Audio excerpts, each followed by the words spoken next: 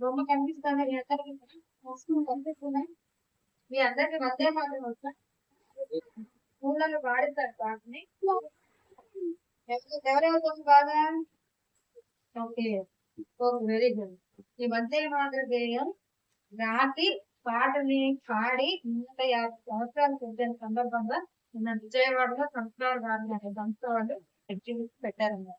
అక్కడ ఎవరైతే ఈ పాట పాడారో, ఎవరైతే ఈ పాటని రాశారో, అసలు ఉద్యమాలు జరిగినప్పుడు ఈ పాట ప్రభావం ఎంత ఉన్నదో అని ఈ పెయింటింగ్ లో గీసి చూపించాలి అని ఆర్టిస్ట్ చెప్పారు.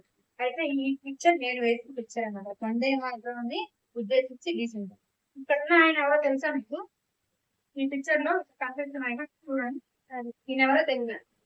వందే మాత్రం గీత రాసిన ఆయన. Very good. ఎవరి పేరు చెప్పు? Very good. ఎవరు ఎంతమందికి తెలిసి? ఓకే, నేమ్ ఎంతమందికి తెలుసు? మనిషి ఎంతమందికి తెలుసు? అంటే ఈ పిక్చర్ లో ఉన్న ఆయన ఎంతమంది తెలుసు? ఓకే అమ్మ, స్టూడెంట్స్ ఎంతమంది తెలుసు? ఓకే, నేను చెప్పండి. నేను చెప్పిన ఎవరు చెప్తాను? ఇప్పుడు నేను పేరు చెప్తాను కదా, ఎవరు చెప్పారు ఫస్ట్? చెప్పు. ఓకే, ఈయన రాశారు. ఇప్పుడు ఇక్కడ కనిపిస్తున్న ఆయన ఎవరు? రవీంద్రనాథ్ ఠాగూర్. ఓకే, ఈయనేం తెలుసు? అయితే ఈ గీతాన్ని మొదటగా పాడింది ఆయన, రవీంద్రనాథ్ ఠాగూర్. ఇక్కడ మీకు చాలా మంది కనిపిస్తున్నారు. ఏం చేస్తున్నారు? ఏం చేస్తున్నారు? అక్కడ వాళ్ళ చేతిలో ఏముంది? ఓకేనా? ఇదిగో మీకు కనిపిస్తుంది ఇక్కడ. ఓకే, ఆ ఉద్యమంలో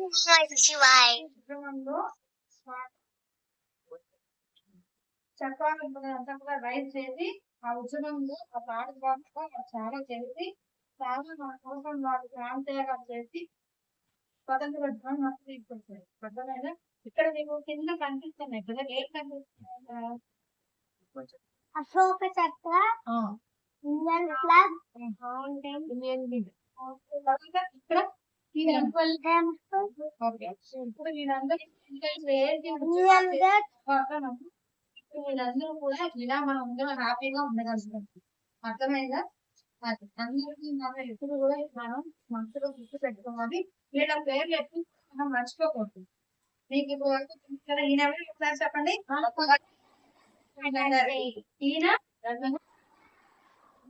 ఈయన ఏం చేశారు?